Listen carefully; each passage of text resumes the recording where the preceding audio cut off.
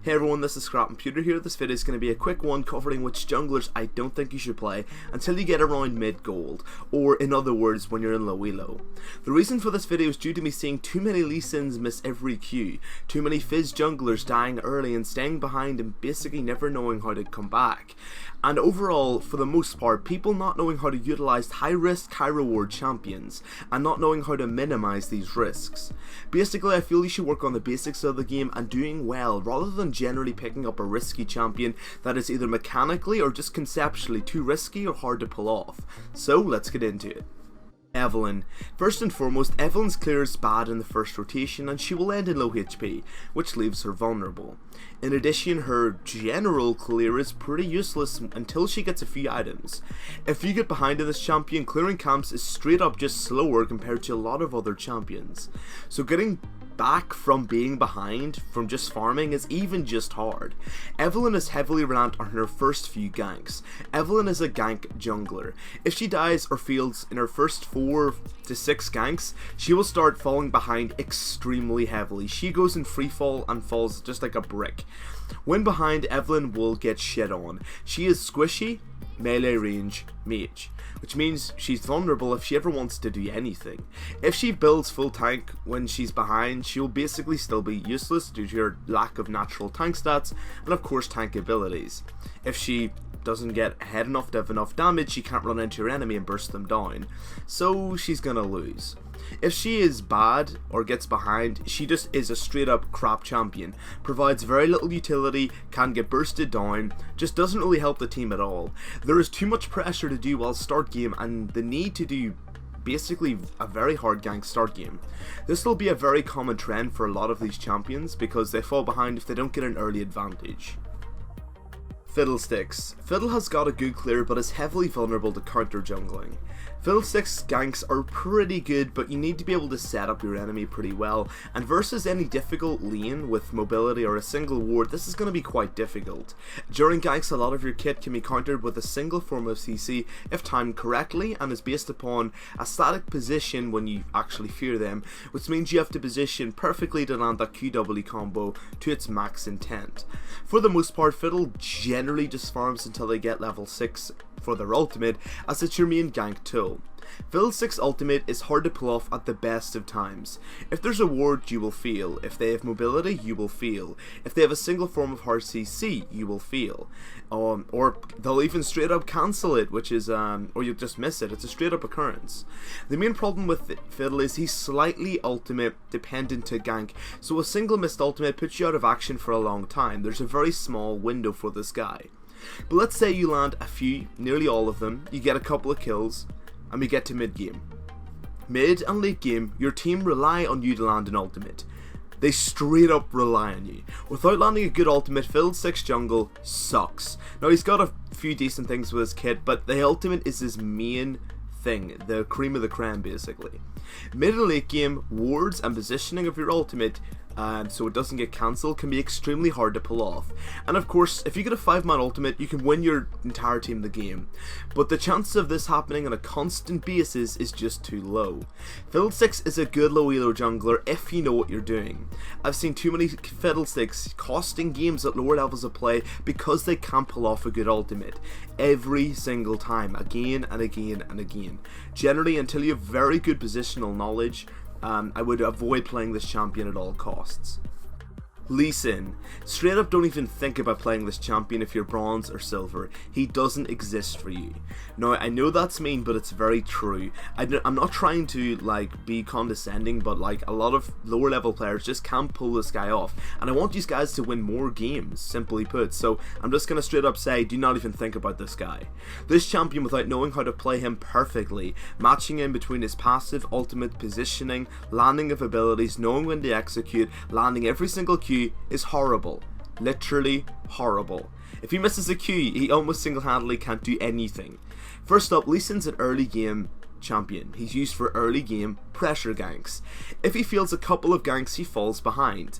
He falls behind because he's an AD assassin, or at the very least an AD bruiser. If you can't smash into the enemy AD carry and kill him immediately, or take a third, 2/3, 3/4 of their HP, you're kind of useless. If you get behind to this extent, Most Leesons go tank. Tank Leeson sucks. He's a single slow, or of course a kick, which is eh. The problem is Leeson just doesn't scale in utility or damage in any way. If you fall behind, start game and don't get any successful ganks, you'll become useless. Leeson requires ganks to stay ahead of the curve and to remain in the game. Now I know what everyone's going to say here. You can pick the enemy AD carry and mid into your team with an insect kick, which is basically getting behind your enemy and using your ultimate to kick them out of position. But to pull this off, you have to be able to ward jump or of course flash kick, which is hard to use overall. This is the only use of tank or bruiser Leeson late game, and it's the only thing you can do. If you can't pull that off, this champion is horrible. I literally can't emphasize how bad he is if you can't pull it off in these lower levels of play. Of course a professional could, but these lower levels of play, this champion is garbage. Absolute garbage if you can't pull him off. So there's no point. Avoid this champion. He relies on a good start game, high perpetuation and a high skill cap with positioning and skill shots. He's not for you if you're bronze or silver and you're stuck there. Kazakhs. Now listen to this one quite carefully because he's going to be covered for the rest as well, or quite a few. His first clear is a little choppy in terms of HP and time.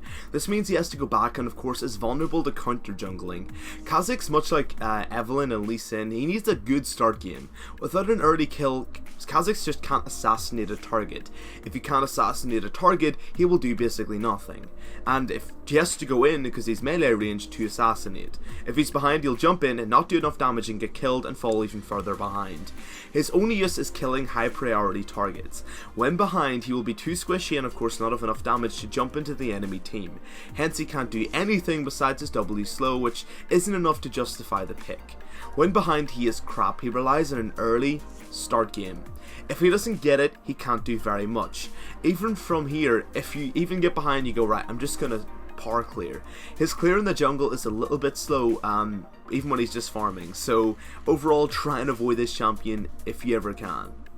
Now for Fizz, Shaco and Rengar, they're all literally exactly the same as Kazakhs. So listen to the Kazakh section again previously mentioned if you want to go over it again. But I'm not going to be mentioning these champions. If you think I've ignored them, refer back to that point.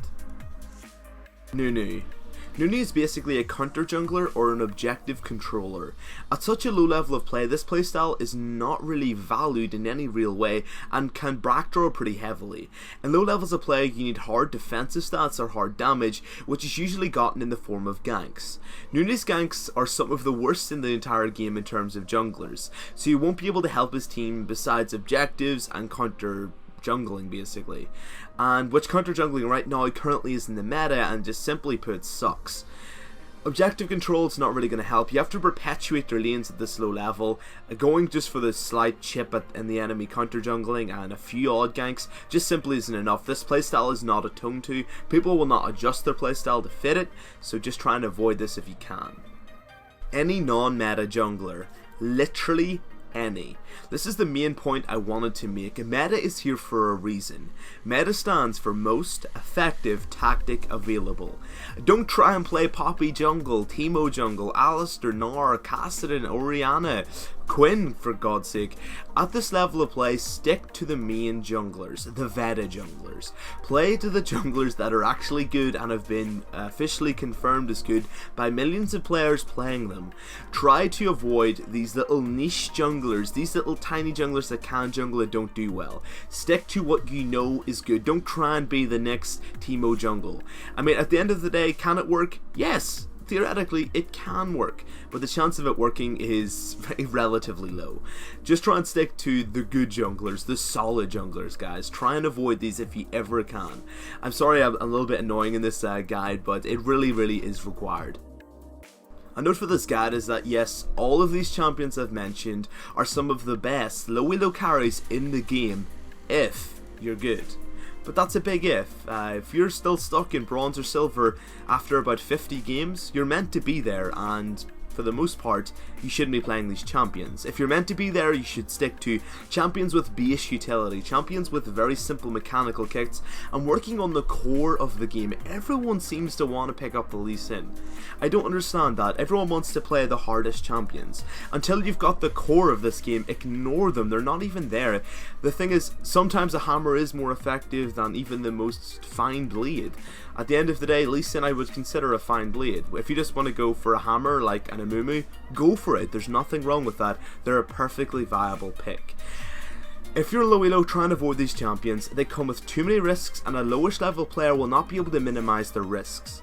And that's it for the video. If you like it, dislike it, dislike it. If you like the content, subscribe. And if you don't like it and you think it's garbage, you can unsub. I'm totally fair. Besides this, guys, have a great day, and as always, best of luck in the Rift.